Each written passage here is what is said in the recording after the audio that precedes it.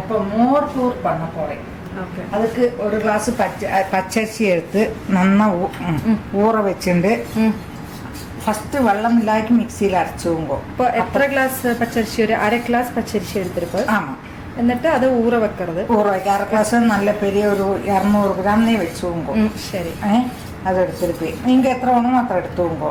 നന്ന അരച്ച് 2 മണി നേരം ഊറിട്ട് നന്ന വെള്ളം ഇടാക്കി അരച്ച് പിന്നെ വെള്ളത്തിൽ മോരയും വിട്ട് കലந்துകൊണ്ടോ. இந்த அளவுக்கு வெள்ளமா இருக்கணும். ஆனா ஃபர்ஸ்டே வெள்ளத்தை விட்டு அரைக்கப்படாது. அரையாது உங்களுக்கு. அதுல உப்பும் போட்டு இப்படி வச்சு. எത്ര மோர் விட்டுருப்பேன்? இதுல அரை கிளாஸ் மோர் விட்டுருக்கேன். சரி. கொஞ்சம் புளிக்க வச்சதுனால அரை கிளாஸ் தான் விட்டுருக்கேன். உங்களுக்கு மோர் வேண்டாம், மோர் இல்லைன்னு வச்சுன்னா நிறைய மோர் சில கூட்ட மாட்டான்னு இருக்குமே, அவ இன்னைக்கு அரைச்சி வச்சு நாளைக்கு அதை இந்த மாதிரி கரைச்சி சுட்டுன்னா அதுல புளிப்பு வரும். கொஞ்சம் புளிக்கணும், அதுக்கு வேண்டித்தான். ஓகே. அந்த புளிப்பு அதுக்கு தான் மோர் களி சொல்றா. மோரை விட்டு இது பண்றதுனால. இது இப்போ நீங்கள் எத்தனை நேரம் புளிக்க வச்சிருப்போம்? இது ஒரு 5-6 மணி நேரம் புளிச்சிருக்கும். அதுக்கு ஏற்ற மாதிரி மோர் விட்டு.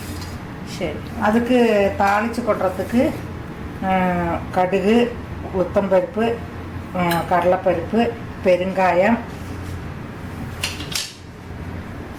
பச்சை மிளகாய், இஞ்சி, கருவேப்பிலை, தயிர் மிளகாய் இருந்தால் தயிர் மிளகாய் போட்டுவோங்கோ, வரமிளகாய். இதாக்கும் தாளிக்கிறதுக்குள்ளது. ஓகே. இப்போ நான் இந்த தட்டை எடுத்து வச்சுவோங்கோ. இதில் கொஞ்சம் நல்லெண்ணெயோ ஆயிலோ தேங்காய் எண்ணெய் உங்கள்கிட்ட என்ன இருக்கோ அதை போட்டு இப்படி 4 பக்கம் படுற மாதிரி இது பண்ணி வச்சுவோங்கோ. எல்லாம் தயார் பண்ணி வச்சுருந்தா எல்லாத்துக்கும் ஆரம்பிக்கலாம். சரி. இப்போ கேஸை மூட்டி இருக்கும். அதில் கொஞ்சம் வெளிச்செண்ணி நல்லெண்ணெயுமா கலந்து விடுறேன்.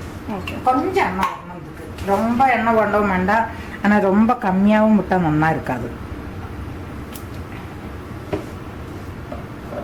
2மா கலந்து விட்டுருக்கேன்.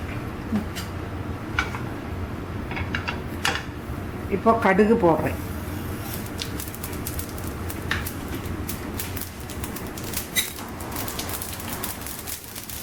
அது வெடிக்கிறப்ப கடலைப்பருப்பு, உளுத்தம்பருப்பு, வரமிளகாய், இந்த தயிர் மிளகாயும் வரலணும், அதனால் தயிர் மிளகாயும் போட்டுருக்கேன்.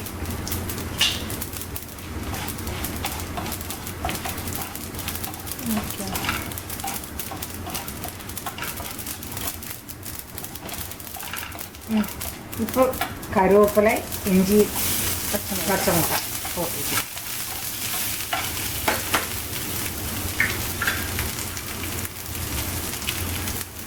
பெருங்காயம். ஓகே.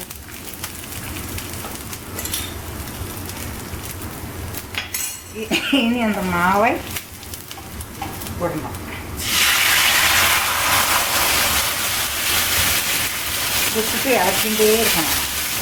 அது நல்ல பக்கம் இருக்கலாம். சிம்மில் வச்சு கைவிடாது. இப்போ ஓரளவுக்கு நல்லா அது இலகின்னு வச்சு குழந்தைகளுக்கு கூழ் வைப்போம் இல்லையா, எல்லாரும் இது வைக்கிறது தானே, அது மாதிரி ஏதாச்சும் நினச்சிவுங்கோ. கொஞ்சம் கூடி நாங்கள் வெள்ளம் விடுறேன். வெள்ளம் போரலே தோணுறது, அதனால கொஞ்சம் வெள்ளம் விடுறேன். அப்புறம் போடும். அது வேகணுமே. வேகணுமே. நல்லா அது சுருண்டு வந்த பின்னே அதை தட்டில் போட்டு பார்த்தனா பார்த்தேன். நல்லா பலான்னு ஆறுது பாருங்க. வேவு இந்த கருடாத்துக்கெல்லாம் மாவு கொண்டு வா இல்லையா, அது தெரிஞ்சவளுக்கு தெரியும், அல்லாதவருக்கு தெரியாதே, அதனால சொல்கிறேன். அது மாதிரி நல்லா இலக்கிட்டு நான் தட்டில் கொட்டுறத காட்டுறேன். ஓகே. இந்த அப்போ பாரு நல்லா கிளுன்னு வந்தாச்சுது. நல்லா ஸ்மூத்தாக வந்தாச்சு. இதை எடுத்து தட்டில் அந்த எண்ணெயை தடவி வச்சுருக்கோமே அந்த தட்டில் கொட்டணும்.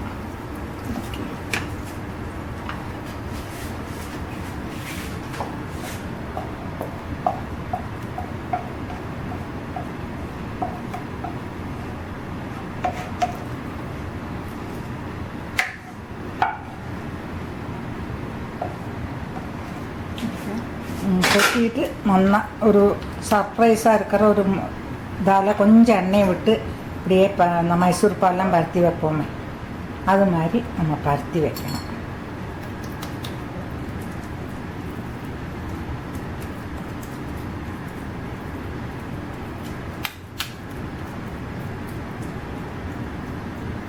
இது அப்படியே வச்சு ஒரு அரை மணிக்கூர் கழிஞ்சா கஷ்டமாக்கி எடுத்துட்டு விடலாம்.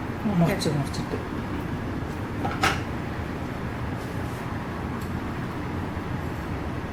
ஓகே இதை கட் பண்ண போகிறோம். அது மைசூர் பாக் கஷ்டமாக்குமா இல்லை கேக் ஆட்டமாக அப்படி கட் பண்ணி எடுக்கலாம். அதுக்கு நீங்கள் மிளகா பொடி தொட்டுருந்தவோ இது இதுக்கு சொல்ல போனால் டோக்லா வாட்டமோ சாதாரண அரிசியில் அம்பர்த்தான். அது கடலை மாவு ரவையெல்லாம் போட்டுட்டு இது அரிசிய மாவு போட்டுட்டு அவ்வளோதான். இதுக்கு பெரிய ஒரு வித்தியாசம் சொல்ல போச்சுன்னா. அதே மாதிரி சின்ன புளிப்பும் இதுவும். ஆமாம் ஆமாம், புளிப்பு கொஞ்சம் காரம் எல்லாமே இருக்குது. இதப்போ அது மாதிரி கட் பண்ணது அந்த மாதிரி கஷ்டமாக வருது.